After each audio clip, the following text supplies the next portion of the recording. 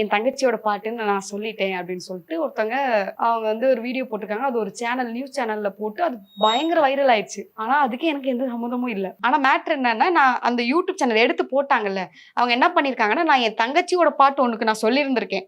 அந்த இன்ட்ரோவ போட்டு இந்த சாங் போட்டு விட்டுருக்காங்க அவங்க. அவங்க 2யும் மெர்ஜ் பண்ணி போட்டுருக்காங்க. இப்ப இது உண்மை இல்ல அப்படின்னு சொல்லிட்டு நான் எப்படி சொல்றதுன்னே எனக்கு தெரியல. அப்படியே கண்ணெல்லாம் கலங்கிடுச்சு. ஒரு ரெக்கார்டிங்ல இருக்கேன். பாட்டு பாட முடியல. அப்ப கடவுள்ட்ட ஒண்ணு மட்டும் தான் வேண்டுனேன். நீ ஏதோ நடத்தணும்னு முடிவு பண்ணியிருக்க. என்ன வேணாலும் நடத்து.